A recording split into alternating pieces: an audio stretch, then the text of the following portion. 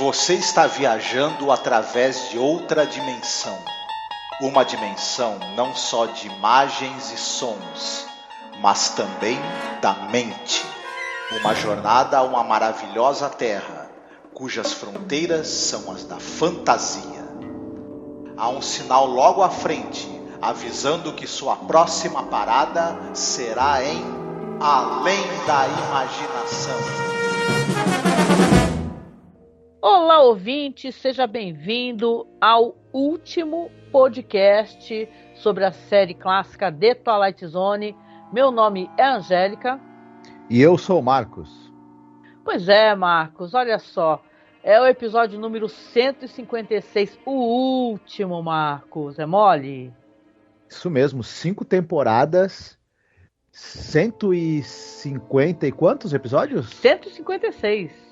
156 episódios. Olha que beleza, que felicidade.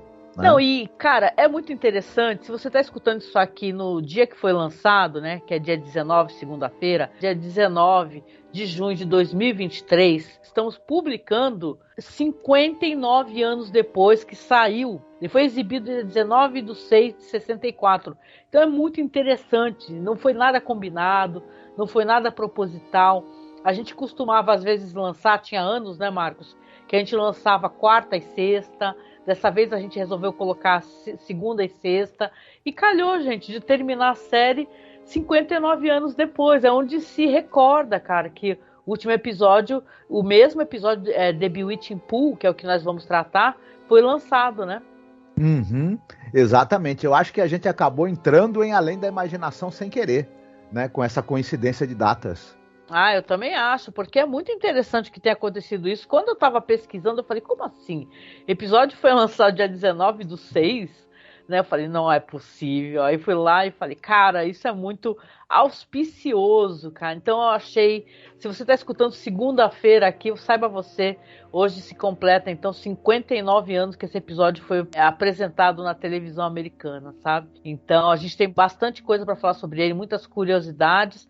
Mas a gente vai tocar sim aqui a vinheta de apoio, tá? Por quê? Porque a gente não conseguiu terminar de comprar todas as peças do PC. Então a gente está em campanha ainda e vamos continuar em campanha, porque nós não conseguimos, né? Então faz assim, se você gosta do nosso trabalho, se você tem condições, você pode ajudar a gente, seja pelo Padrim, aí você é um padrinho ou madrinha da gente, ou pelo Apoia-se, ou pelo Colabore Aí. Ou melhor ainda, se você não puder fazer um apoio mensal, né? Se não tiver condições de se comprometer mensalmente, às vezes a pessoa não tem cartão de crédito, sei lá, você pode apoiar por Pix, que é uma coisa que todo mundo tem. O nosso Pix é super fácil, é apoiomasmorra@gmail.com. Então fica aí a nossa vinheta de apoio e a gente já volta com mais informações sobre The Bewitching Pool, o último episódio de The Twilight Zone. Olá, eu sou a Angélica. E eu sou o Marcos. E hoje nós viemos aqui com um pedido muito importante para você que nos acompanha nesses quase 14 anos de podcast. Nos últimos tempos, o apoio que vocês têm dado pra gente tem sido muito importante, tem nos ajudado muito, e a gente pensou numa meta para poder modernizar a aparelhagem que a gente tem, para poder começar a fazer lives. Volta e meia fizemos algumas lives, principalmente agora durante House of the Dragon, né? E quem nos acompanha sabe que o nosso equipamento ele é muito rudimentar e dessa vez a gente quer tentar chegar numa meta aqui para poder pegar um bom notebook para que eu possa fazer as lives com o Marcos, fazer lives semanais, a gente gerar mais conteúdo, fazer mais coisas ao vivo, ter mais interação com os nossos ouvintes e espectadores. E óbvio, né, para você ter um notebook melhor, não é o computador positivo que eu tenho aqui na minha casa, é uma coisa mais cara, né? E detalhe, nem é um notebook de ponta, assim, o melhor notebook gamer, nada disso. É apenas um notebook onde eu possa fazer as lives, eu possa mostrar os vídeos, não travar, né, durante as lives. O ideal é que a gente tenha o dinheiro no local que não cobra taxa, porque aí você estará ajudando a gente, né, e não enriquecer algum banco ou alguma, né, operadora. Na verdade, um computador melhor também vai agilizar a edição dos programas, né? Exatamente. Então, eu peço, Marcos também aqui, que você nos apoie, tá? Como você pode apoiar? Você pode apoiar pelo Apoia-se, mas o Apoia-se tira uma cota, né? Tira um valor. Ou você pode apoiar via Pix também. Nos ajude a atingir essa meta. Tá certo? Então a gente deixa aqui um beijo muito gostoso, um abraço muito apertado. Fiquem todos muito bem, se cuidem. Marcos, e aí? The Bewitching Pool. A tradução seria a piscina encantada, né? A piscina mágica, algo assim, não é? Isso, a piscina enfeitiçada, algo assim.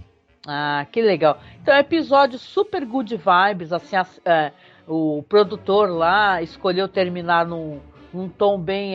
good vibes numas, né? Que eu acho que ele toca nos tons meio estranhos, assim, no que ele fala. Mas é meio assim, como é que se chama aquelas fábulas que você avisam as pessoas? Fala assim, faça isso, senão isso pode acontecer. Não tinha isso naqueles contos e fábulas? Então ele tem um pouco desse tom meio mágico, dessas fábulas encantadas, né? Antigas. Uhum. Exatamente. Ele brinca com um pouco dessa coisa do mundo de fantasia, mas também tem um alerta, né? Para os pais, na verdade. Mas a gente vai chegar lá, né? É verdade. Esse episódio aqui é dirigido pelo Joseph M. Newman. Com certeza você está chegando no final, você vai descobrir que a gente andou falando aí sobre várias produções aí que ele dirigiu, né? E escrito pelo Ian Hammer Jr., que não é um dos meus roteiristas favoritos da série. Já devo ter falado isso várias vezes, né? Uhum. Tem episódios maravilhosos que tem roteiro do Ian Hammer Jr., mas ele é um cara conhecido por ter esse certo saudosismo da vida no campo e tal, a cidade, a vida da cidade, os citadinos são cruéis, e eu acho que ele expõe isso muito claramente nesse roteiro, né, Marcos?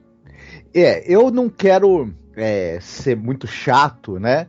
Mas, assim, não era pra ter terminado a série de jeito nenhum com um episódio com o roteiro do Ian Hammer Jr. Desculpa, gente. Tinha... eu concordo, né, plenamente. Tinha aí a gente teve gente do peso, do calibre de um Charles Belmont, de um Richard Matheson, só pra citar dois, né? E se fosse pra terminar com o Ian Hammer Jr., que terminasse com aquele episódio das miniaturas lá, das pessoas pequenas, né? Que aquilo foi um episódio, um tom muito alto de qualidade desse roteirista, que ele é muito conservador. Veja bem, o cara consegue ser conservador numa época conservadora, né? Sim. E eu acho que esse episódio mesmo, a gente não vai entrar em detalhes, mas tem episódios ao longo até dessa 5ª temporada que tem muito mais a cara da série do que esse último episódio. Nossa. Como você mesma falou, ele é meio good vibes, ele chega a destoar um pouco do que a gente espera de Além da Imaginação. Se a gente pegar episódios onde as pessoas vão parar no mundo paralelo, eles dentro da série que a gente viu ao longo das 5 temporadas, eles costumam ter um tom muito mais sombrio e muito mais ácido do que esse, que é mais um episódio muito mais fofo. Então, não sei, né? A série, ela sempre, os episódios que você recorda, que você recomenda para as pessoas, são episódios que ele tem temas distópicos, tem temas de alerta, e alerta no sentido de falar assim, cara, a sociedade está desabando, entendeu? Como os monstros estão na Maple Street. Então é bizarro ela terminar num tom assim, fofo, bonitinho, porque os atores mirins aqui são muito fofinhos, né? Então Sim. Tem essa coisa de falar, olha, esse produtor, o Frog, ele pensou, vou terminar com o coraçãozinho quente, olha as criancinhas fofas. E The Twilight Zone não é isso. The Twilight Zone é você pensar no horror do cara que o mundo acabou e saca, ele vai poder ler o tanto que ele quiser, ele vai ter todo o tempo do mundo, só que o óculos dele acabou de cair no chão. Sim. E ele não consegue enxergar. Normalmente, também na série, quando você vai parar numa realidade paralela, que tem alguma entidade ali, essa entidade, 99% das vezes na série, não era legal, né? Nem um pouco. E eu até pensei aqui, como dá pra deixar essa história uma história de terror absolutamente assustadora, cara. Muito bom pensar, sabe, tipo, refazer esse roteiro aqui do Ian Hammy Jr., né? Mas você quer falar um pouquinho aqui sobre o diretor, ou sobre atores e atrizes? Você quer comentar um pouquinho? Sim. O Joseph M. Newman, eu gostaria de salientar aqui, relembrar, na verdade, o que ele fez em Além da Imaginação. Já falamos dele em outras oportunidades, né? Enfim, das participações dele tanto no cinema quanto na TV, mas vamos relembrar que ele entra na série na 5ª temporada. Ele dirige o primeiro episódio da 5ª temporada, que é o In Praise of Pip, que é um excelente episódio, né? Aí ele dirige também o Last Night of a Jockey, que é aquele episódio com o Mickey Rooney. Ele dirige aquela bomba que é o Black Leather Jackets, né? Nossa, é uma bomba num nível estratosférico. Isso. E ele vai... Interessante, ele dirige o primeiro episódio da temporada, que é muito bom, e dirige o último episódio da temporada e da série, que é o Bewitching Pool. Então, não era para ser o Will Hammer Jr. escrevendo o último episódio, e para mim, na minha opinião, também não era para ser o Joseph M. Newman, porque você teve diretores de peso, gente com carreira muito estabelecida, de muito talento, como John Bram, como nós citamos, e gente jovem, mas que já estava despontando o talento, como Richard Donner. Então eu não acho que essa dupla aí de roteirista e diretor foi a melhor escolha para o último episódio, mas como não somos nós, né, os produtores da série, claro. Então, enfim, o Will Hamner também, a gente já falou que, eu vou relembrar aqui, ele entra na 3ª temporada da série, né, com aquele episódio The Hunt, que é muito mais ou menos, convenhamos, né? Nossa, que o pessoal veio falar que eu critiquei o episódio porque eu não gosto de cachorro. Logo eu que sou a louca dos bichos, entendeu? Eu tô até me tornando a louca dos gatos. Certo. E aqui na 5ª temporada, na 4ª ele faz o Jazz Belly, que é um episódio muito problemático, né? Episódio interessante, super machista, né? Isso.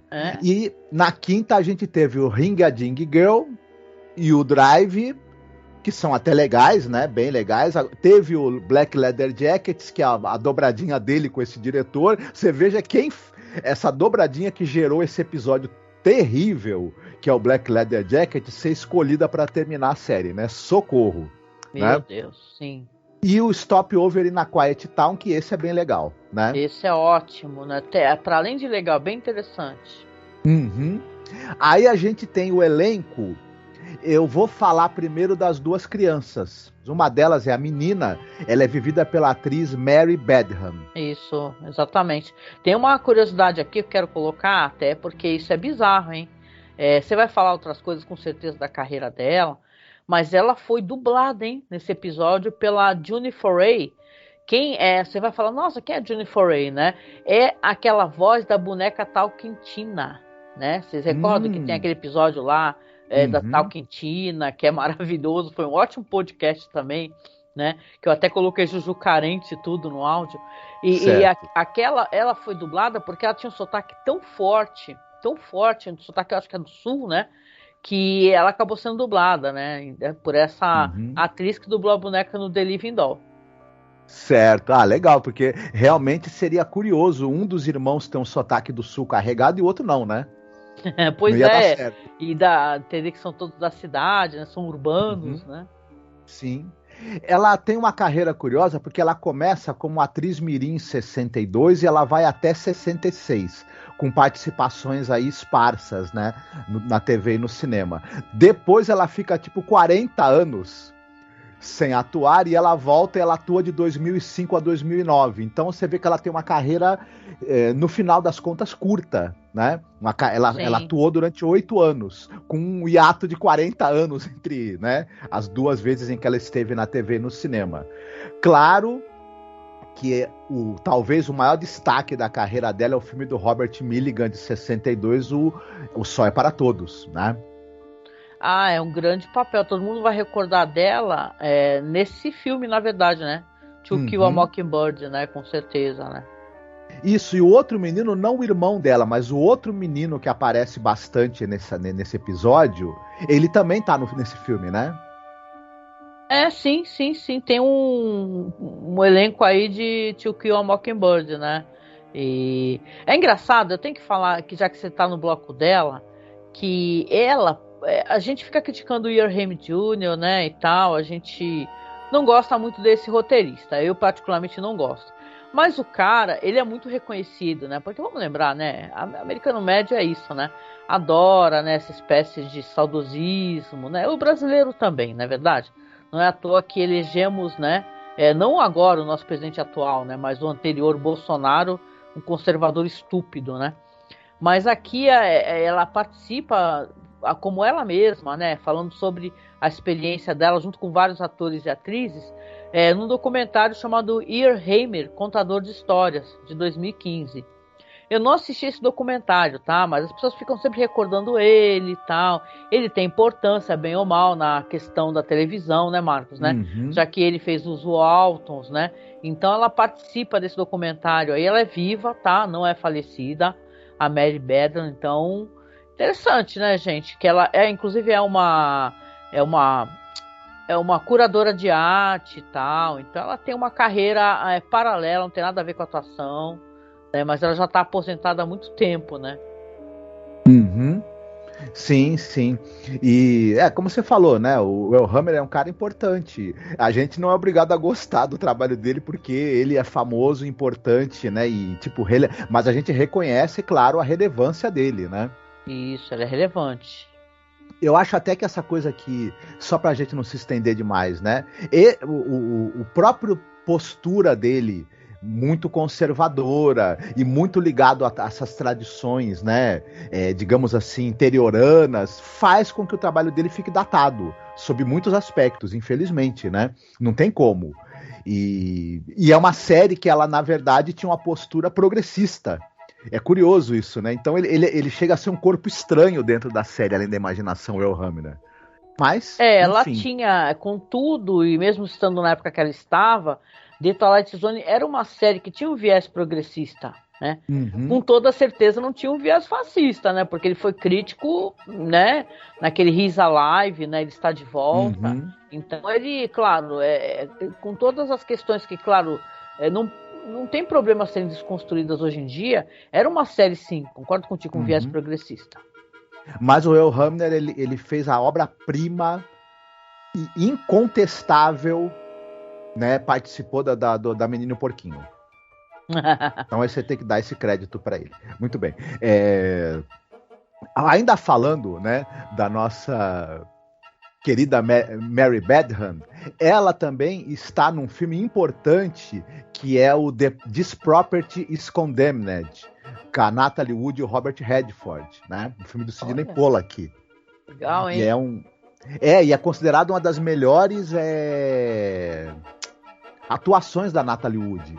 Então é um filme, eu não assisti, né? Mas é um filme que ele tem uma grande importância aí, essa coisa da nova Hollywood, né? Enfim, de abordar temas diferentes e mais espinhosos que os grandes estúdios não queriam, em nome de diretores como Sidney Pollack, que é um expoente aí da nova Hollywood. Então é um filme que eu ainda preciso assistir, mas ela tá no filme. Claro, ela também é uma atriz mirim no filme. E outra coisa, só para citar, para a gente terminar, como ela tá num filme do William Castle. Gente, o William Castle tem um filme chamado Plano para Matar. Tem um cara que ele é um coronel e ele vai ser o tutor do sobrinho dele, que é herdeiro de uma fortuna. E esse pilantra quer matar o sobrinho para poder ficar com a fortuna. É meio Desventuras em Série, né?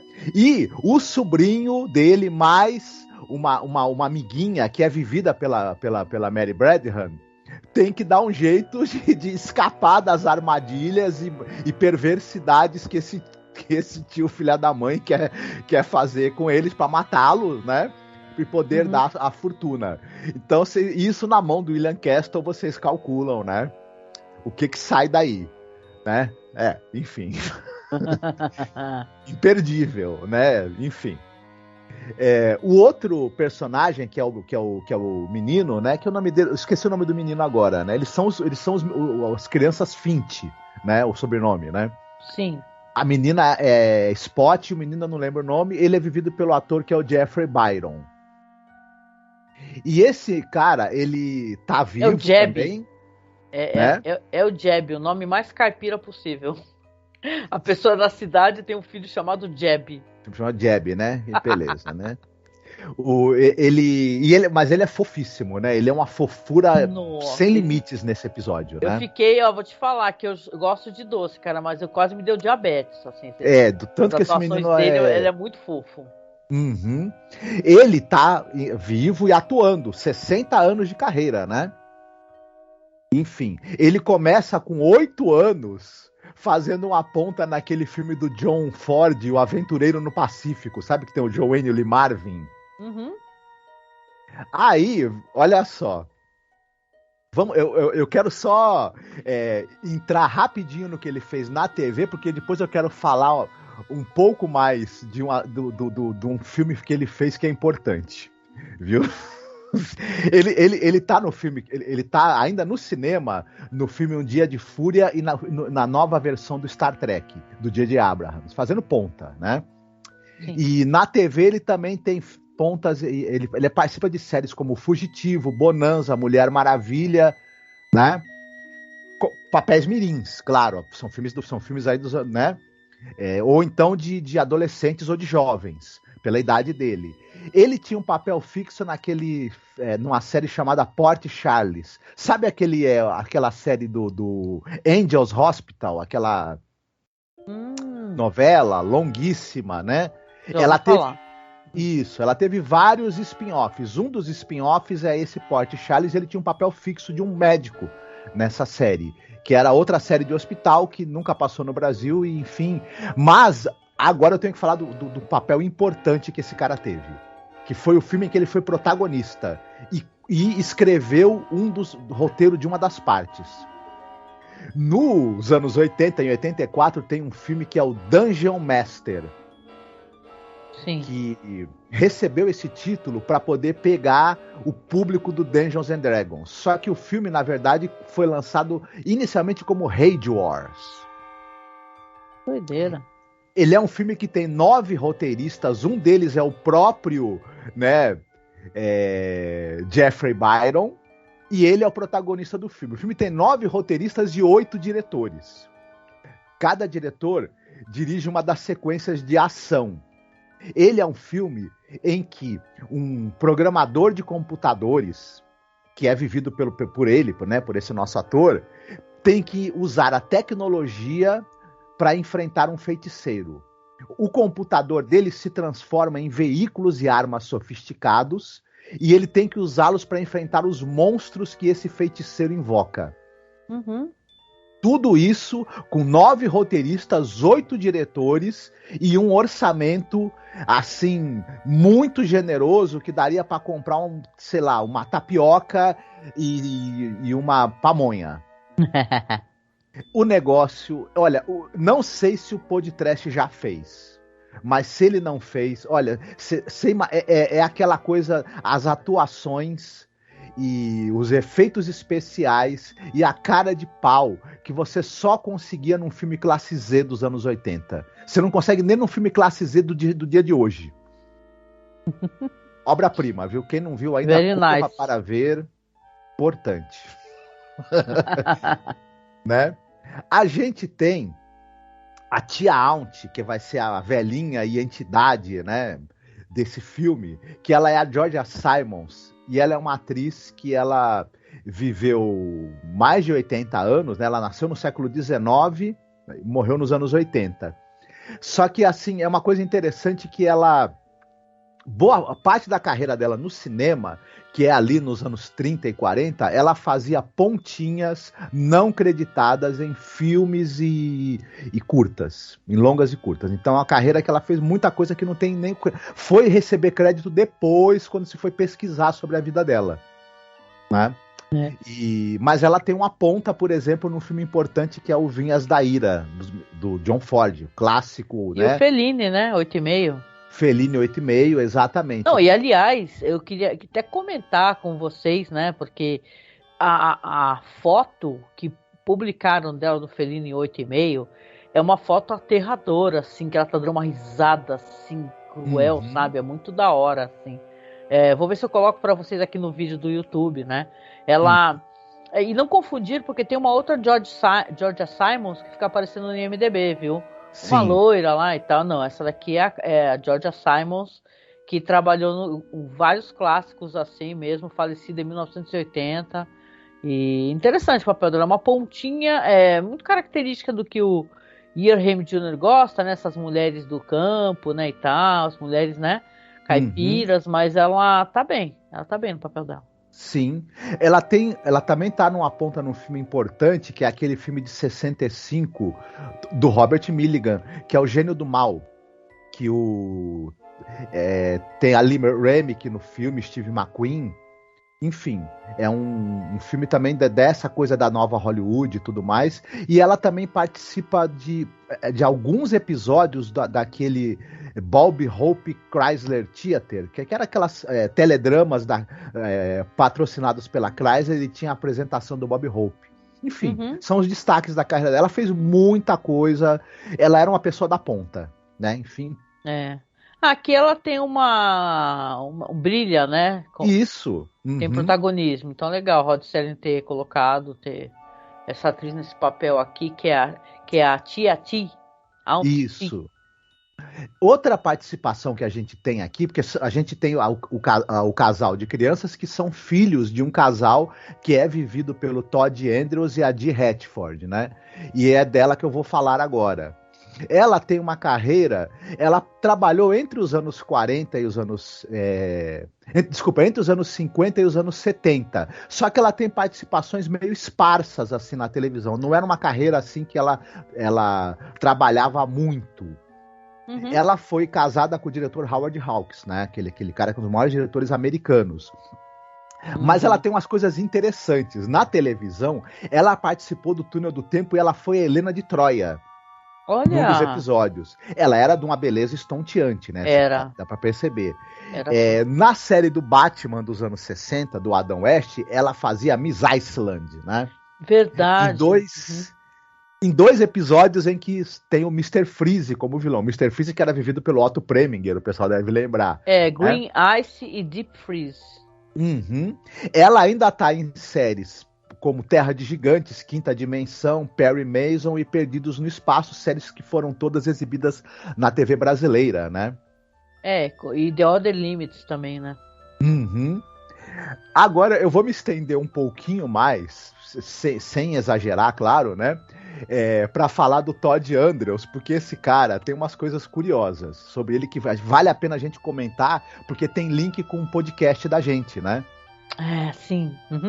Então, ele é um cara que a carreira dele ele morreu em 72, mas ele atuou dos anos 40 aos anos 70. Vamos já começar falando que ele junto com a Mala Powers, ele protagoniza o filme O Mundo é Culpado, da Ida Lupino, né? Exatamente. Ele faz o Reverendo Bruce Ferguson, filme importantíssimo. Nós aqui dentro dos podcasts de Além da Imaginação, quando nós fomos falar do podcast do episódio As Máscaras, nós fizemos um podcast específico sobre a carreira brilhante da Ida Lupino, como diretora e como atriz. Foi uma honra, viu? Eu amo muito esse podcast que a gente fez aí, que eu queria há muito tempo falar dela, né? Foi muito legal.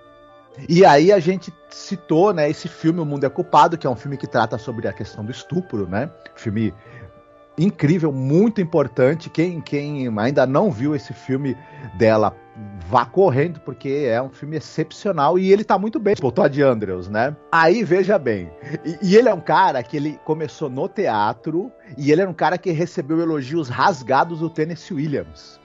Olha... Mas quando ele foi pro cinema, ele apesar dele estar nesse filme tão importante e tão sério da Ida Lupino, ele andou fazendo umas coisas que ele era famoso pela ligação dele com o filme B, né? Nós já vamos falar disso também, porque ele tá numas coisas impressionantes, mas ele tem um começo um pouco mais, né, classudo. Ele tá no Corsários das Nuvens, por exemplo, aquele filme do Michael Curtis sobre os aviadores ingleses da Segunda Guerra, né? É um filme de aventura e tal, mas ele, nos anos 50, ele se envolve numas coisas aí. Ele chegou a fazer filme só nas Filipinas também. Sabe aquela época dos filmes ali, caça-níqueis e tranqueira, feito nas Filipinas com dinheiro americano?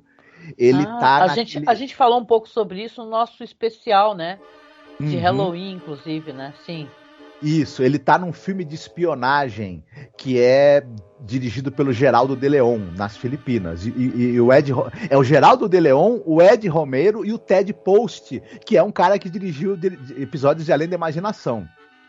Ele está num filme chamado Veio do Inferno. Olha, gente, esse filme basicamente é assim: lá nos mares do sul, um príncipe lá da região, ele é acusado injustamente de um crime e é executado. E ele volta como uma árvore maligna e assassina, né? Então vocês calculem aí o que deve ser, o que é isso, né? Ele está num outro filme, aliás, filme dirigido pelo Ted Post, que é aquele cara que dirigiu episódios de Além da Imaginação e também dirigiu filmes do Clint Eastwood, né? Vocês devem lembrar. O chamado O Bebê. E é um filme sobre uma família de pessoas desajustadas e meio psicóticas, nas quais vive um adulto que se comporta, se veste e vive como um bebê. Você tá ligado aqueles irmãos Wayans, não sei lá, fizeram um filme assim, né? Que o cara. Isso. Só que aí o cara era um anão, tinha nanismo e era um ladrão. E aquele mau gosto, né? Que classifica os filmes desses caras, né? Mas é interessante, né? O plot lembrou isso. Isso. Esse filme, ele tenta, de alguma forma, ser uma investigação sobre esse tipo de, digamos assim, né? Uma família neuroatípica e que tem esse membro da família que ele né, tem mais problemas ainda. Só que o negócio cai numa zoeira que é impressionante. É uma desgraceira esse filme, viu? Quem não viu ainda e pretende ver, saiba que é uma desgraceira. Eita. Daquelas, né? Será que vale a pena ver? Pra rir, vale, né? Porque aí depois entra num bagulho meio de suspense, meio de terror enfim, ele vira só piada mesmo. E ele ainda na televisão, ele participou das séries como FBI, Histórias Fantásticas, Gunsmoke e Suspense, mas ele tá nessas pérolas, né? No cinema que a gente citou, enfim, é isso aí. Você me deixou curiosa, né? Vou assumir. Só pra finalizar rapidinho, você tem um menino que tem uma participação também, que é o menino que fica indo na piscina chamar as crianças, na tal piscina que nós vamos falar ainda. O moleque que mergulha de chapéu de palha, meu. Isso, vestido de roupa de menino do interior completa, né? Esse menino, que é vivido pelo Kim Hector, eles eram 3 irmãos, na verdade, o Jay, o Patrick e o Kim, que eram atores mirins. E eles participaram durante alguns anos na televisão, nos anos 60, como atores mirins, e depois foram fazer outra coisa da vida, incluindo o Kim, né? É isso aí. Legal, pô, interessante, né? Interessante, gostei de saber essas informações. Eu assumo que eu fiquei um pouco chocada, né, deles terem dublado a menina aí, que era do To Kill a Mockingbird, que eu falei, caraca, meu... A atriz, né, era uma atriz mirim, mas ela já tinha nome, né, e tal, né, penso eu, né, que ela já tinha trabalhado no To Kill a Mockingbird, que foi um grande sucesso, né, então, é surpreendente, né. Bom, hoje é minha vez de contar para vocês, olha só que honra, né, a última sinopse dos podcasts da Imaginação. Vamos lá então, vou comentar um pouquinho com vocês. Esse episódio aqui, antes de começar a sinopse, eu vou ter que falar uma coisa que ele tem estranha. Tem um cold open que não é cold open. Explico. Antes de eu começar a falar, inclusive, a sinopse. Começa ali com os pais informando seus filhos, né? O menino e a menina, que estão prestes a se separar, de uma maneira meio... vamos colocar assim, uma comunicação nada gentil com as crianças, né? Estão prestes a se separar, a menina falando, por culpa minha, né? A gente vai melhorar, vamos parar de fazer bagunça. Aí a mãe fala num tom nada simpático, né? Diga-se de passagem. Mas se não fosse por vocês, a gente tinha até se separado já e tudo. Começa assim o episódio, com essa cena deles pulando na piscina, falando, nos ajude, tia Ti, nos ajude pulando e some no...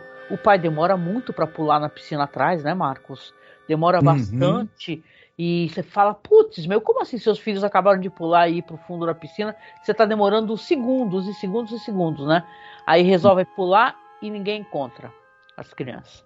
Aí eu acho que ele tava esperando as crianças se afogarem para depois pular. Parece que, saca, é bizarro, né? Tem muita coisa bizarra aqui no jeito que esse roteiro é escrito e como é que é apresentado para o espectador, né? Dá a entender que as crianças são estorvo o tempo todo, claramente, tá? Isso daí é um cold open. O que é um cold open? É uma cena de algo que vai acontecer no episódio. Mas, a princípio, não é uma cena, não é uma repetição de uma mesma cena, né? É uma coisa que é meio uma introdução. Como é que seria? Seria um gancho, né? Uma coisa para te trazer o interesse, né? Para falar de algo que vai acontecer, mas costuma não ser reproduzido igualmente, né? Posteriormente, penso assim, é um cold open, é um final frio, né? Aí depois você vai ter a introdução do Rod Serling e aí vai começar o episódio. Aí começa o episódio, a história é meio isso mesmo. É sobre essa família que está se destroçando, né? É um casamento visivelmente ali que os pais não se entendem, sabe? Ele fica falando para ela, parece que eles são pessoas de muita grana, né? Não tem cenas internas da casa, só tem externas da piscina e daquele pedaço da piscina, né? E aí eles estão ali discutindo, ela tá lendo lá, ele fala, ei, minha janta tá pronta. Aí ela, não tá pronta porque eu tava fazendo outra coisa, eu tava pesquisando sobre a minha carreira. Parece que ela era modelo, ela é muito frustrada e tal, e tem essa construção dos pais que eles são muito centrados em si e as crianças estão escutando aquela discussão, aquele bate-boca, né, ao fundo e estão ali conversando, né, e tentando fugir daquela briga que tá em família, né. Então o episódio tá mostrando pra gente, ó, eles são infelizes pra caramba, né, aí ficam brincando, aí conforme eles vão conversando, a mãe, o jeito como essa personagem é escrita, né, é no mínimo questionável. A gente sabe que existem mulheres que nem para todas a maternidade é uma coisa que lhes fez bem, né? E elas lidam com isso muito mal, né? Obviamente, às vezes são até imposições sociais ou até coisas do casamento. Tá, eu não vou colocar aqui questões que a gente vai se aprofundar demais, mas é só para mostrar que ela é escrita, que essa personagem, a mãe, que é a Gloria Sherwood, né? Ela grita com as crianças só estão brincando lá ali na beira da piscina, ela já tá, fala embaixo, crianças idiotas, ou não é, Marcos? Ela fala assim, né? Damn childs, né? Ela usa umas expressões que, né, e sim, existem mulheres que são assim, mas eu acho um tanto quanto tóxico você colocar isso numa série com esse alcance, tá? Penso assim, num cara que já tem um perfil, vamos colocar, só para eu poder embasar a minha fala, de escrever um episódio como aquele lá da menina que se transforma em bicho e a própria mãe da menina fica ali pedindo pro cara matar ela, né? Então, só para colocar essa questão aqui. E aí ela fica tendo essas expressões muito ruins, assim, o jeito como ela fala, como ela se expressa. O pai, não. O pai, ele é um personagem que ele é muito mais simpático, ele é muito mais gentil. Com as crianças ele parece ter um pouco mais de paciência, apesar de também não ter traquejo. A coisa é que aqui, para resumir, a questão toda é que eles estão ali à beira da piscina tentando fingir que não estão escutando os pais bater boca. Aí me sai um moleque com uma porra de um chapéu de palha de dentro da água. Aí você fala, puta que pariu, como assim, né? Até porque chapéu pesa, né? Tu não ia mergulhar numa piscina com chapéu de palha. Vamos lá, vocês querem brincar comigo? Vamos lá. Aí, como assim? De onde que você saiu? As crianças perguntam. Pô, me segue aí. Aí você fala, what, né? Aí eles realmente mergulham pro fundo, os pais estão lá batendo boca, nem percebem. E eles vão parar ali, eles saem num riacho, ali na beira de um riacho, num outro lugar, que é visivelmente local do campo. E tá cheio de crianças brincando, com bola, com bambolê, e aquela coisa idílica maravilhosa. Eles entram naquela casinha e tá essa senhora simpaticíssima, né? Que essa atriz é maravilhosa. Aí ela fala, sejam bem-vindos e tal, como é que vocês estão e tal. Aí o menininho, que é muito fofo, ela fala, dá uma espátula pra ele, quer me ajudar a cobrir esse bolo? Aí começa a cobrir o bolo, a menina também se empolga, todo mundo fica cobrindo o bolo, né? E eles batendo papo, conversando e rindo. E ela fica até, a menina, que é a mais velha, ela até fala assim, o menino fala, eu quero ficar aqui, adorei aqui, eu quero ficar aqui, não quero voltar, né? Aí a menina fala assim, não podemos ficar aqui. Aí ela até vira para a senhora e fala, você é uma sequestradora de crianças, não é? Aí ela fala que não, e tudo. Ela é uma personalidade muito gentil, essa senhora, a tia Ti, né? A Aunt Ti. Mas as meninas estão ali e resolvem voltar. Quando elas voltam, vai continuar o cotidiano, é um cotidiano visivelmente de nada saudável para uma criança, daquela briguinha de adultos, né? As separações, elas são muito terríveis, né? Mas você vê que aquele recorte do começo do episódio, ele não aconteceu ainda. E as crianças começam a conversar entre si, olha, vamos tentar melhorar nós dois, não vamos mais dar trabalho para o papai e para a mamãe. E vai dar tudo certo, as coisas vão melhorar, eu tenho certeza que nossa realidade vai ser muito melhor. Só que, vou deixar nesse ponto aqui, Marcos, elas têm a surpresa, porque é uma repetição da cena do começo do episódio. Eles falam que querem conversar com as crianças, pedem para elas sentarem, e aí quando elas sentam lá, falam assim, ó, nós vamos nos separar. E olha o jeito como eles se comunicam, né? Vocês têm que escolher com quem vocês querem ficar. Você quer ficar comigo, a mãe, ou quer ficar com ele? As nossas casas vão ser muito distantes e vocês não vão ter mais nós dois juntos, né? Aí a menina fala assim, mas eu quero que tudo seja como antes. Aí a mãe fala, mas não vai ser. E tudo. E sabe, com essa brutalidade, uma brutalidade, o pai parece que é um pouquinho mais paciente, né? E tal, mas a mulher é pintada como uma víbora, né? Que é uma mulher fútil e era uma modelo e largou a carreira para virar mãe e dona de casa. Ela odeia isso. Até porque aparentemente o marido odeia também ter que pagar pessoas para ajudá-la a fazer as coisas da casa, como cozinhar ou limpar, né? Então eu vou deixar aqui nesse pé. E é aí que vai começar então a cena inicial, que é eles desesperados indo atrás das crianças, que elas falam, então vamos embora. Aí pulam na piscina para voltar para casa da tia Ti, né? E tal, e demora, as crianças não sobem, o cara demora um século, né, para pular, e cadê as crianças, né, Marcos? Uhum.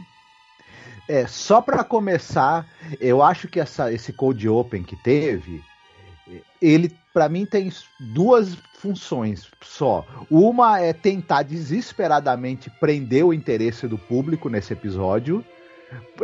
Parece até falta de confiança no material que você tem que fazer alguma coisa para as pessoas não começarem a se entediar logo de cara. Então tem que jogar uma reviravolta ali logo de cara. E segundo, encher linguiça, porque depois se essa cena é exatamente repetida, para que ela tá ali no começo, como uma muleta, né? Só isso que a gente pode achar, né? E eu acho que o cara pensou, olha, a hora que é revelado que os pais vão se separar, isso aí não vai ter impacto nenhum no momento em que acontece, então vamos colocar a repetição dela no começo. Para parecer que, nossa, as crianças morreram, né? O que aconteceu, meu? As crianças se afogaram, né? Isso. E não é. E aí isso não é um plot twist, né? Que é comum da série ter um plot twist num determinado momento, né? Até no momento em que, na verdade, essa revelação da separação vai aparecer, né? Seria onde a série costuma ter um plot twist. E aí, como eu te falo, esse episódio ele tem até uma estrutura que não encaixa muito bem no que costuma ser os episódios da série. É difícil, né? E aí, os pais, pra mim, são... ela é um estereótipo muito mão pesada, porque na verdade é um estereótipo onde muito seco, não tem nenhum laivo de humanidade ali nesse personagem da mãe. Da mulher fútil que não queria ser mãe, não queria ter casado, queria ter tido outra vida. E só para ser justa, ela até se desespera, né? Quando ela vê que as crianças sumiram na piscina, ela começa a chorar, pelo amor de Deus, né? Pula logo e busca nossos filhos, cadê nossos filhos, né? E tal, e ela parece desesperada, ela não tá alheia a essa coisa. Uhum. Não, sim, ela gosta dos filhos, mas o tempo todo ela tem tanto é que depois, quando ela tem uma atitude, enfim, como você mesma citou, né? Ela é bem estereotipada, a maneira como esse personagem é. O cara é aquele homem de negócios que, na verdade, queria uma mulher prendada e também demonstra algum afeto pelos filhos, mas também bem distante.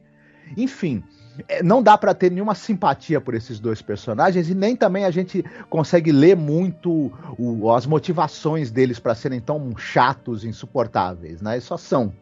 E as crianças, por outro lado, e dificulta um pouco, porque claro que o episódio, parte do centro dele é esse drama, né? Do casal não se suportar mais e as crianças também viverem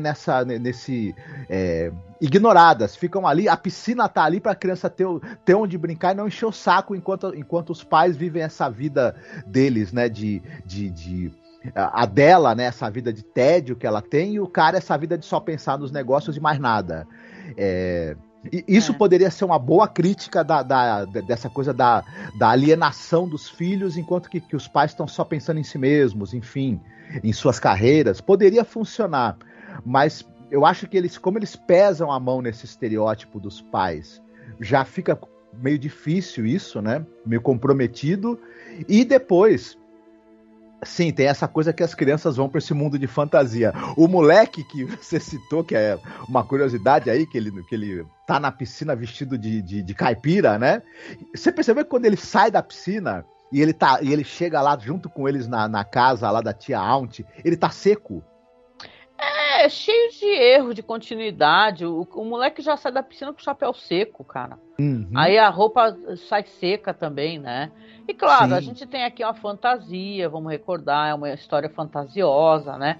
Então, tudo bem, gente, ser uma história fantasiosa. Mas eu acho estranho que ela é cheia de buracos mesmo assim, entendeu? É um jeito ruim de terminar uma série ótima, bizarro.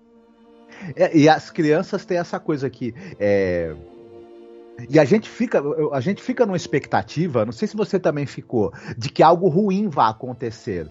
Porque o moleque tá querendo ficar, né? Claro, ele tá seduzido ali pelo quanto aquela avó ela é terna, o quanto ela é afetuosa e o quanto ela, diferente dos pais que põem a piscina ali e fala, fica aí na piscina e não enche meu saco. Ela quer chamar as crianças para as tarefas diárias.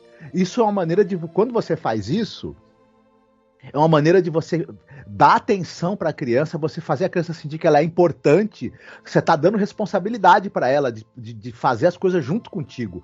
A criança, apesar o trabalho dignifica, né? Ela fala. Isso. Apesar das crianças, claro, terem uma certa preguiça de fazer essas tarefas, quando você as inclui, elas se sentem queridas e importantes, por outro lado. E é claro que isso tem um efeito, né, muito imediato nessas crianças que são ignoradas pelos próprios pais, digamos assim. A gente não sabe se elas são ignoradas sempre, ou se elas estão numa fase em que, pelos pais estarem brigando o tempo todo e com a cabeça na separação, estão ignorando essas crianças mais nessa fase, né? Pode ser que eles não fossem assim o tempo todo, né? A gente não sabe. O tipo de coisa que você tem que olhar com suspeição, sabe? Sabe, quando tem essas histórias assim, onde a gente tem um olhar julgador sobre alguma coisa, entendeu? Que é fácil a gente simpatizar com a situação da criança, entendeu? E você pega um recorte assim numa realidade que é meio um pacotinho pronto para você julgar, você tem que se questionar por que estão escolhendo aquele recorte, de que maneira e por que daquele jeito. Porque assim, dá para fazer várias leituras, dá para fazer a leitura muito interessante que a gente ficou fazendo aqui, a leitura do horror, né? A leitura de que, na verdade, aquelas crianças vão se afogar, né? Vão acabar numa, né? Não é o que a história quer contar, né? Mas é uma história, é uma possibilidade as crianças se afogarem realmente, né? Pra tentar fugir para esse mundo mágico. Aquela senhora, né, indo mais para o terror e a fantasia, ser uma entidade horrível, na verdade, que devora crianças, né? A gente até colocou uma coisa meio Hansel e Gretel, né?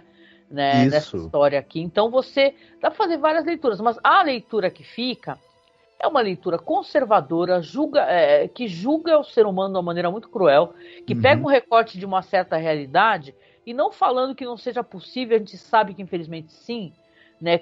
No à toa tem tantos casos de crianças maltratadas, né? Que precisam ser sim retiradas das mãos dos seus pais, né? e levadas para lares adotivos, né, onde elas vão ser amadas, etc. Mas aqui você tem um recorte assim que, nossa, tá tudo tão errado. E no episódio não tem muito o que falar. O plot twist, na verdade, é que elas vão fugir dessa realidade. Sim. E elas, a gente... não tem muito o que contar aqui. Não tem, né? Elas vão ficar escutando a voz da mãe, né? Chamando por elas, e elas ali com a tia Ti, né? Que elas não querem mais voltar e tá tudo tão bom, o bolo tá tão gostoso, a companhia é tão maravilhosa, né? E aquele mundo cruel, aquele mundo da cidade, das pessoas cheias de trabalho, preocupadas com suas carreiras, elas são todas horríveis. Porra, isso é uma puta de uma leitura merda, né? De um cara assim que até o Rod Serling devia estar muito alheio àquela merda toda, né? Ele fala, cara, não é assim, né? Até porque ele mesmo, o próprio Rod Serling, se você segue o perfil da filha dele, a Anne Serling, né? Eu sigo ela no Twitter, no Facebook. Ela é uma fofa, ela recorda do pai com muito carinho, com muito afeto, sabe? E ele era um cara que ele foi sufocado pela pressão mesmo, assim, de quem fazia publicidade na série, dos horários e tudo. Então, ele tratava essa filha com muito afeto, cara. E ele tinha uma realidade muito de amor e de carinho, sabe? Ele tinha um relacionamento lindo com a esposa dele e tudo. Então, claro, ele morreu jovem, mas você vê que ela fala do pai com muito respeito, com muito afeto. Então, não era nada disso, bicho. E ele era um cara muito inserido nessa realidade né, que é uma realidade muito cruel, que é da publicidade, né, de Hollywood, etc, né? Basicamente, o episódio fica tentando vender pra gente a ideia de que a vida na cidade, essa vida mais moderna, digamos assim, faz com que as pessoas se alienem do amor familiar e dos seus filhos, e a vida mais simples do interior e com os modos mais antigos, mais tradicionais, é uma vida mais calorosa, com mais atenção familiar. E, na verdade, como você falou, tem muitos exemplos de pessoas que são pais amorosos, presentes e carinhosos na cidade, nessa vida mais moderna, e tá cheio de exemplo de pais ausentes e abusivos no campo também, né? O que aliena as pessoas dos seus familiares é o capitalismo, né? Sim. O excesso de ter dinheiro e comprar e trabalhar, né? A vida na cidade é uma vida que você consegue vivê-la e ainda ter amor aos seus familiares, né? E tal, e ter algum tempo de qualidade, de maneira muito difícil. Então, é uma espécie de coisa que o próprio Rod Serling dificilmente concordaria com isso, né? Então, mesmo tendo episódios como aquele lá, o Willoughby, né? Que no final tem aquele final trágico, mas eu acho que aqui essa espécie de discussão, ela acaba me soando um pouco vazia, sabe? Meio estereótipo. Pro Rod Serling, a gente vê como nos episódios que ele escreveu, a gente ficou criticando tanto os roteiros dele nessa temporada, mas você vê como nos episódios que o Rod Serling escreveu, essa coisa dessa ideia de que a vida antes era melhor, a vida no campo, essa vida, né, utópica, né, e bucólica do sul, como ele via esse tipo de coisa como algo que era uma ilusão. E ele deixa claro na maneira como nos episódios que são escritos por ele, né? E aqui não, pro El Hamner essa é uma ilusão que é uma ilusão real até, né? É uma coisa que é quase que uma verdade, né? Ele vende muito essa ideia de que meio que os valores ali campestres, né, os valores bucólicos do sul são melhores, né, e não são. A gente, né, tá claro que não são. É só a gente ver hoje em dia, né, coisas como Trump, por exemplo, que são eleitos em massa, né, com os votos em massa dessas regiões, né. E, enfim, é isso aí. É isso, acho que o episódio não tem muito o que falar dele. A única coisa que a gente pode falar de verdade, que é triste, gente, terminar uma série desse nível, né? Você vê que é como se ela estivesse perdendo fôlego, sabe? Ela tivesse por aparelhos, entendeu? Então as pessoas têm muita saudade. A criança americana dessa época, né? Que são todos senhores de idade hoje em dia, né? Até tem um blog, eu sempre recomendei ele, eu recomendo você também procurar, que é tudo junto, My Life in the Shadow of the Twilight Zone.blogspot.com. Esse blog aqui, as pessoas comentam, aqui é super comentado esse post dele, né? Que ele escreve bastante, o Craig. Ele comenta que ficavam na piscina, olha só o perigo, gente, ficavam na piscina tentando ir lá pro fundo pra ver se conseguia ir pra a casa mágica da tia Ti, entendeu? Então você fica brincando. Bom, espero que não tenha acontecido nenhuma tragédia, né? Mas você sabe como as pessoas são suscetíveis, né? E a criançada ficava nas piscinas comunitárias, tentando chegar no fundo e encontrar lugar mágico, caramba. Sim. E as pessoas entendem isso de maneira inocente, né? E acreditam. Imagina quantas crianças tentaram fugir da realidade indo pro fundo da piscina, né? E é um episódio que eu acho que ele não funciona em diversas vertentes. É uma pena, porque eu gosto muito dos atores. Eu adoro a Georgia Simons. Eu acho ela muito fofa. Essa menina do To Kill a Mockingbird, né, a Mary Bedlam, né, eu já acho ela um encanto, sabe? Ela nesse filme, ela já é famosa, e aqui na série também ela é incrível, né? Então você fica, o menino, eu fiquei com vontade de pegar um menino, enfiar embaixo do braço e sair correndo, porque realmente esse menino, ele é muito fofo, cara, o menininho, né? Então, mas, cara, é um final que não representa o que a série é. Basicamente, ele não entraria nem no top 10 meu, sabe? Então, é basicamente isso. Não é que a gente desgostou, eu quero até dar um salve aqui, com muito carinho, eu sei que ele vai escutar o podcast, o Sidney Vargem, tá? Marcos, ele escreveu pra mim, lá pro perfil do Masmorra no Twitter, tá? Que é Masmorra_Cast. Ele escreveu assim: bom dia, chegando ao fim de uma longa jornada, durante todos esses episódios de Twilight Zone. Nossos gostos para episódios foram muito divergentes. Eu adoro episódios que vocês não gostaram e lógico que também compartilhamos opiniões iguais sobre outros episódios. Me fizeram gostar de alguns episódios que eu não tinha gostado. E graças às opiniões de vocês, eu vi de um ponto onde não tinha me atentado. The Gift, por exemplo, que é o episódio que a gente odeia, né, Marcos? Apesar das atuações, acho um episódio muito bom, por mostrar a ignorância do ser humano pelo desconhecido. Como The Fear, que é o medo do desconhecido. Abraços e obrigado, pessoal. Então o Sidney fez esse comentário tão gentil lá no Twitter, que eu queria compartilhar com vocês, para falar que a gente não tem obrigação de concordar. A gente não precisa, entendeu? Vê só, pro Sidney, de repente, ele escutou os episódios e falou, caramba, que legal, não tinha tentado para isso. Agora abriu a minha mente, né, e tal, porque nós somos todos pessoas que assistimos e respeitamos as opiniões divergentes, né, Marcos? Isso, não, e o legal de antologias, como Além da Imaginação, uma das coisas mais legais é isso. Algumas pessoas vão gostar mais de alguns episódios porque gostaram da narrativa, ou o tema tratado, ou a maneira como o tema foi tratado, acaba conversando mais com elas. Outras pessoas vão gostar de outros episódios porque aquilo chamou a atenção delas mais por alguma razão. E é interessante como antologias também geram esse debate sobre, né, por que o episódio X acaba agradando uns e não agradando outros, e enfim, você acaba tendo estilos de diretores diferentes, né, de roteiristas diferentes, e o bacana de antologia é o quanto uma antologia, por exemplo, como Além da Imaginação, que é uma antologia que foi 5 temporadas, muitos episódios, muita gente envolvida, tanto em roteiro quanto em direção, muita gente diferente, acaba tendo uma variedade muito grande, sendo rico, né? E que bom que o que acaba a gente não gostando, outras pessoas gostem e põe nos comentários por que gostaram, porque isso gera um debate bacana sobre aquele produto audiovisual. Eu estou muito contente mesmo dele ter se manifestado e citado os episódios que a gente não gostou e ele gostou e falado por quê, assim. Então, bem bacana isso. Inclusive, se por acaso ele também gostou desse episódio, depois se ele quiser comentar, eu ficaria muito contente também, né? Dele colocar a visão dele. Agradeci e falei pra ele que é isso aí, gente. A gente tá mais aqui para poder conhecer, pesquisar, se informar, entender a importância da série.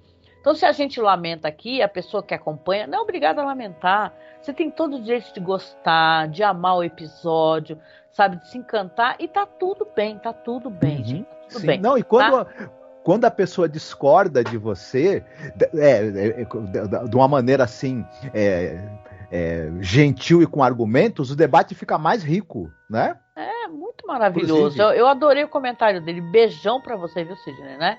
Abração gostoso. Tamo junto, amigo. E é isso, né? Nesse último episódio aqui vai ter recomendação, claro. Nós somos as pessoas que amamos assistir séries, filmes, né? E a gente usa a The Twilight Zone para recomendar coisas interessantes também, né? Uhum. Então, o que você separou hoje, Marcos, para a gente poder assistir no final aqui?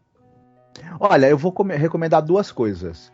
Um deles, nós já fizemos podcast sobre esse diretor, que é o Jean-Pierre Jeunet, e a parceria dele com outro diretor, que é o Marc Caro. E tem um filme deles que é O Ladrão de Sonhos. Sei que você gosta desse filme também, né? Eu adoro, nosso. Foi acho que foi a primeira filmografia que a gente fez, hein? Que é aí que a gente se adentrou nas filmografias desse podcast. É bem antigo, gente. Escutem, viu? Vou deixar na publicação. Isso, tem o Ron Perlman no filme, tem o Dominique Pignon, que são dois atores que o Jean-Pierre Jeunet gosta, inclusive, né? E essa é a história de um cara, de um cientista, que ele sequestra crianças para poder, através de umas máquinas malucas que ele inventa, roubar os sonhos delas. É um filme muito mágico, um filme muito com toque surreal. Os elementos fantásticos e surreais e de nonsense estão muito presentes na obra desse diretor, que é o diretor da Amélie Poulain, né? Sim, enfim. Como é que diz? O que ele tem mais de famoso é Amélie Poulain mesmo, né? Isso, Fabuloso Destino. Não que o resto não seja, pelo amor de Deus, mas acho que é o top dele, né? Que todo mundo conhece. Isso, mas vale a pena o pessoal assistir outras coisas que ele dirigiu, como esse, como Delicatessen, que são filmes, inclusive, sensacionais, ficaram eclipsados pelo grande sucesso do que foi o Amélie Poulain, né? Mas esse filme dele, Ladrão de Sonhos, é quase que uma fantasia também infantil, só que distópica, né? E é muito interessante. Outro que eu queria recomendar, se você me permitir... Por favor. Uhum. Não dá para falar de universos de fantasia infantil sem citar um dos mais famosos para nós aqui, que é a Turma da Mônica. E a gente acompanha, quem tem a nossa idade, acompanha a Turma da Mônica há tanto tempo que a gente até esquece, talvez, o quanto esse universo, né, criado pelo Maurício de Souza e outros, né? O Maurício de Souza, ele é o criador, mas teve muitos roteiristas e desenhistas que ao longo das décadas também ajudaram a criar esse. E é um universo onde os elementos de fantasia e os elementos de nonsense, às vezes, eles estão tão bem integrados que a gente até esquece que eles estão ali. Porque são muito orgânicos ali na história. E eu recomendo que as pessoas, claro, todo mundo conhece, todo mundo já leu, né? Difícil alguém que nunca leu uma tira que seja da Turma da Mônica. Mas mais recentemente, eles tiveram aquele Graphic MSP, onde artistas fizeram uma releitura desse universo. E tem o Victor e a Luca Fag, que fizeram releituras em HQ maravilhosas, da turma mesmo, né? A Cebolinha, a Mônica, enfim, que é o Victor Cafag fez o quadrinho Laços, que eu tenho verdadeira adoração por essa HQ, e ela recebeu uma muito boa adaptação para o cinema, que é o Turma da Mônica Laços. Olha que legal. Uhum. Dirigido pelo Daniel Rezende, um filme muito bacana, um filme que aquece muito o coração de quem é fã, e tanto o quadrinho do Victor Cafag quanto o filme tem um respeito também pelo material original da Turma da Mônica. Então é outra recomendação que eu tenho que vale muito a pena. Ai, muito bom. Adorei a tua recomendação. Endosso totalmente, com toda certeza, viu? E você, o que você trouxe pra gente? 이 세상에 절대 있을 것 같지 않은 이상한 곳. 모든 건 깊고 깊은 그 숲에서 시작되었습니다. 따라오세요. 도와드릴게요. 짜자잔. 이 천사들아. 우리 보고 찾으래.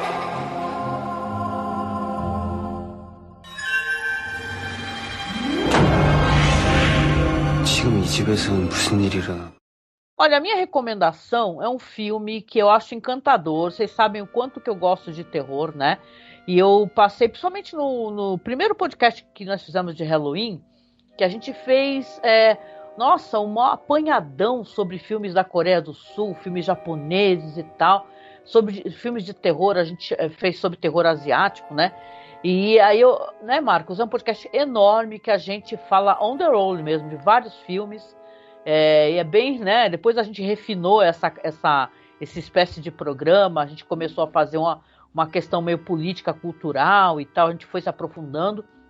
Mas nesse primeiro podcast que a gente fez de Halloween no site, a gente falou de um filme chamado Hansel e Gretel, que é nada mais como o famoso aqui no Brasil João e Maria, né? É uma história dos irmãos Grimm, né? É claro que o título dele, original da Coreia do Sul, que é uma livre inspiração desse conto dos irmãos Grimm, né? É Hansel Gua Gretel, entendeu? Fala igualzinho, só que não, né? E é um filme fascinante, esse filme aqui. É um filme que merece a revisão para quem não assistiu. Ele é de 2007, é do diretor Pil Sung-yin, Coreia do Sul, como eu disse. E é a história de um cara que ele tá de carro ali, tá a caminho para encontrar a mãe dele que tá doente, que abandonou ele quando era pequeno. Ou seja, já tem uma questão do abandono ali do protagonista, né? Que ele acaba sofrendo um acidente de carro e acaba perdido numa floresta, fica inconsciente e tal. E quando ele acorda, ele é resgatado por uma menina, né? Que se dispõe a ajudar ele, fala para ele, ó, quer vir comigo lá para nossa casa? Vamos lá que eu vou ajudar você e tal. E ele acaba seguindo para essa casa, que é o Lar das Crianças Felizes. Ele pergunta dos adultos, né? E aí seus pais, onde estão seus pais? Fica preocupado, né? Qualquer pessoa ficaria. Ah, nossos pais deram uma saída, mas já estão retornando. E tudo ali na casa é maravilhoso. Parece um conto de fadas, é um paraíso, sabe? Ela é cheia de brinquedos, ela é cheia de doces, né? Só que o único telefone da casa não está funcionando, né? E a criançada fala, ó, pode ficar aí por enquanto, que nossos pais estão chegando, quando o telefone voltar a funcionar, você liga, né? E ele vai, eu não vou contar spoiler, porque eu acho que o filme é fascinante, né? Porque aqui é uma adaptação dos irmãos Grimm, diferente de João e Maria, bem diferente, que vai tratar sobre a questão do abandono, do sofrimento infantil, né? E tal. Vão acontecer coisas, no mínimo, interessantes e aterradoras, né?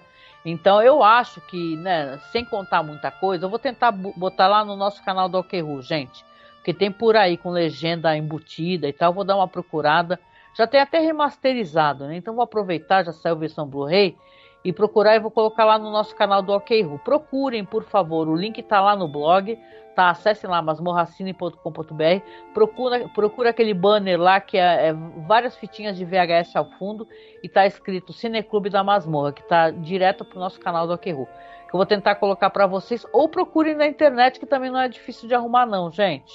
Tá? É Hansel e Gretel, né? E o que eu lembro, você gostou muito também desse filme, né, Marcos? Esse é um filmaço. Gostei demais. Ele é de uma fase em que o pessoal estava descobrindo, né, o cinema sul-coreano.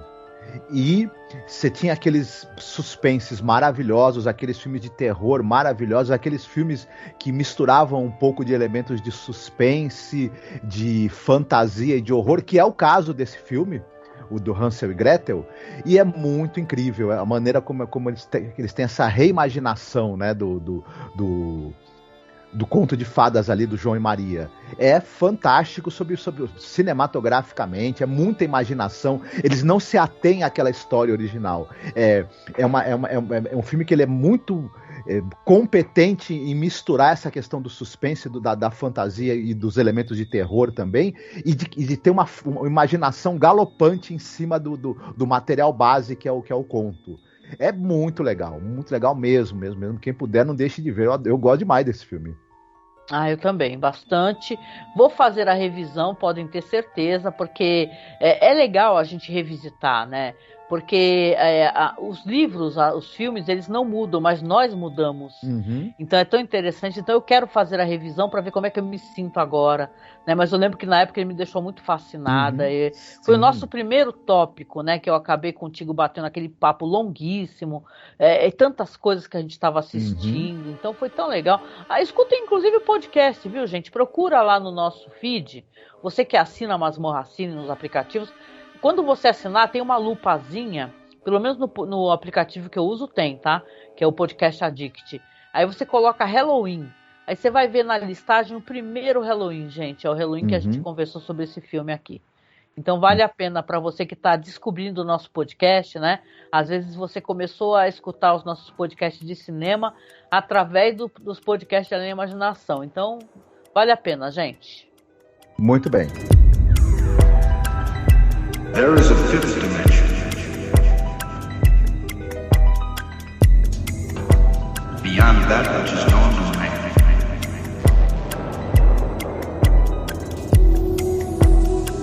It is a dimension vast as space and as timeless as infinity.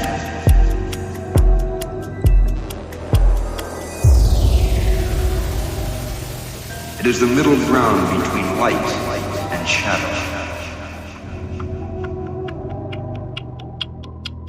between science and superstition, and it lies between the pit of man's fears and the summit of his knowledge. This is the dimension of imagination. It is an area which we call the Twilight Zone. E é isso, né? Quero agradecer você que chegou aqui até o final desse podcast. Foi longuíssimo, né? É muito bom poder saber que você está fazendo um trabalho respeitoso, né? E eu tenho essa sensação, sabe, Marcos? Que a gente fez 156 episódios só dessa série, fora os episódios sobre a série do Jordan Peele, fora os especiais que a gente fez com respeito, sabe? Com responsabilidade. Não falamos assim de maneira aleatória, né? Sabe, pesquisamos, informamos. Então acho que a gente é o único podcast do Brasil, cara, que fez isso, que pegou cada episódio de Twilight Zone para conversar. Então a pessoa vai descobrir uma série clássica e vai ter um podcast que eu vou assumir que eu acho que é um podcast de qualidade que a gente faz, né? Então agradeço de coração você que tem nos acompanhado, que começou, sei lá, 5 anos atrás, né, a fazer com a gente essa visita a série do Rod Serling, né? Então é legal poder ter conversado sobre tudo isso. A gente tem mais um podcast ainda, isso é importante falar, né, para a pessoa que está aqui chegando nesse último episódio, que vai ser o Top 20, né? Que a gente vai fazer na próxima sexta-feira, uma live na Twitch, no YouTube. Eu preciso que todo mundo que escute o podcast faça um esforcinho para poder aparecer nessa live, para a gente poder ter o feedback de vocês. Eu vou ver se eu consigo, gente, porque é tão complicado fazer isso no WordPress, mas eu quero ver se eu consigo fazer uma publicação com os seus podcasts favoritos, tá? Sabe aquela enquete? É que quando tu faz isso num site, é um plugin que você tem que instalar, e tem que configurar, e é uma parada que aí eu vou ter que aprender a fazer isso, então não prometo, mas visitem o site, por favor, é masmorracine.com.br, que eu vou tentar fazer uma enquete lá, ou vocês fazem enquete, gente. Se eu não conseguir, vocês vão nessa publicação aqui e bota lá seu top 20, por ordem de, sei lá, importância, ou não, fica a seu critério. Escreva aí, por favor, é episódio que vocês gostam mais, os 20 dos 156, que eu vou ficar contente e vou ficar comparando a lista de vocês com a minha lista e do Marcos, que a gente vai fazer na próxima sexta-feira. Então, sexta-feira a gente se encontra lá na Twitch, é só me seguir, tá? Procura lá, Angel Masmorra, tá bom? Fica aqui o link na publicação. E no YouTube, no nosso canal, no YouTube, obviamente, é só procurar Masmorra Cine, que a gente vai fazer então o nosso top 20, vai fazer o sorteio, tá? Da ilustração, tá? Então eu preciso que vocês, e mesmo se você não puder ver a live, por favor, se você ganhar na sexta-feira, entre em contato com a gente por e-mail direitinho, com os seus dados, tá? A gente vai falar o nome da pessoa ou o perfil que a pessoa colocou, que às vezes a pessoa só tem só uma arroba, entendeu? Então você vai ter que entrar em contato com a gente, passar todos os seus dados. Isso é muito importante porque a gente quer ser transparente e a gente agradece de coração, né, Marcos? Porque muita gente doou, muita gente ajudou, muita gente acredita e gosta da gente, a gente se sente muito querido, né? Mesmo a gente não sendo muito conhecido, um podcast conhecido, a gente se sente muito amado. Isso é importante, né? A nossa gratidão, a gente gosta demais de saber que vocês estão apreciando o nosso trabalho, viu?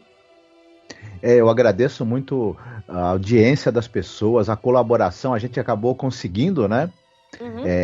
Nem que seja uma parte, né? Ainda faltam peças, mas conseguimos uma parte. Sim. Então o pessoal foi muito generoso, o pessoal compareceu e, né? E claro, se a gente continua gravando é porque a gente sabe que tem pessoas queridas que estão aí escutando a gente, comentando, indicando para que outras pessoas também escutem, né?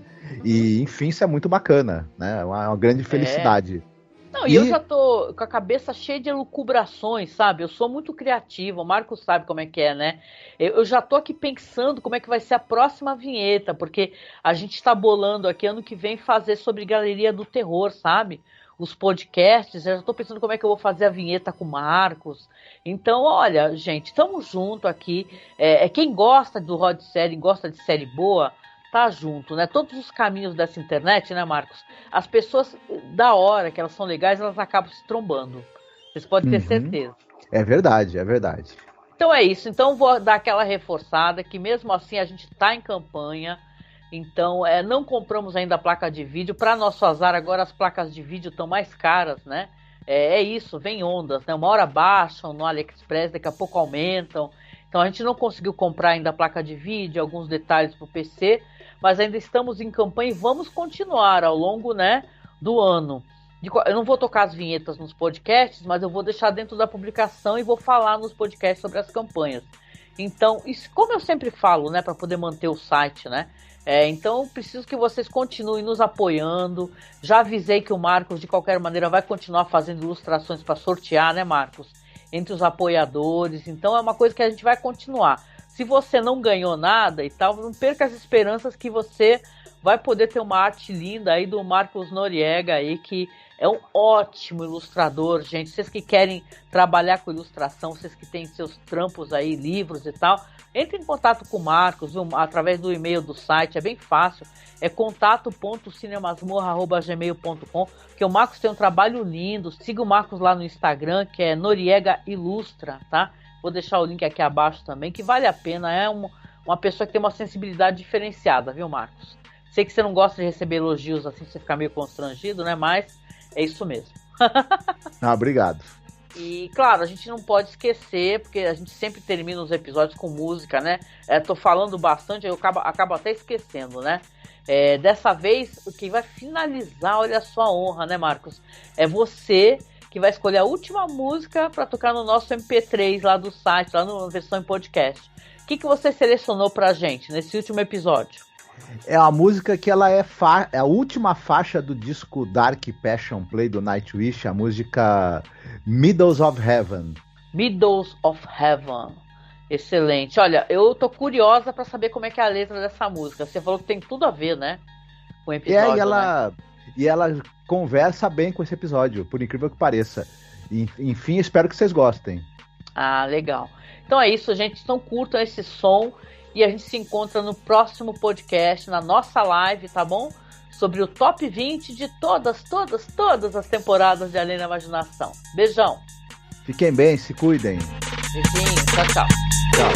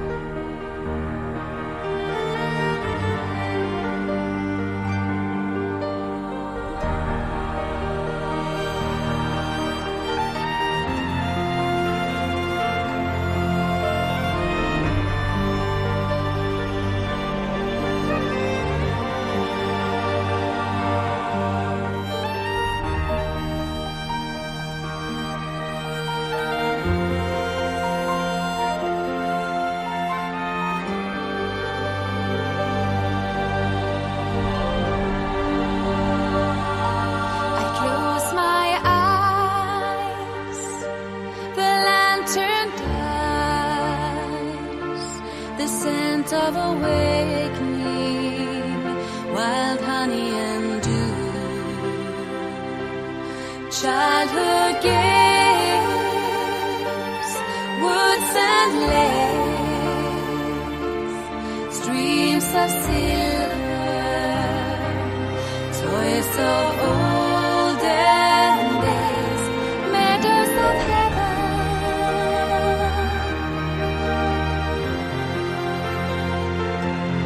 Meadows of heaven.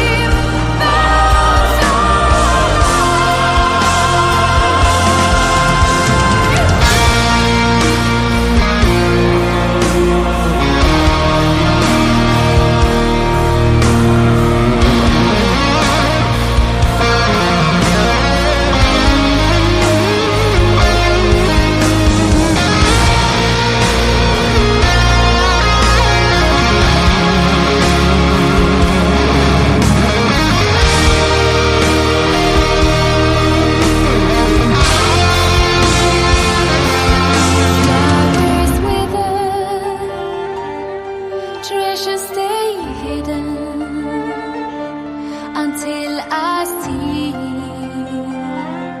the first star of fall.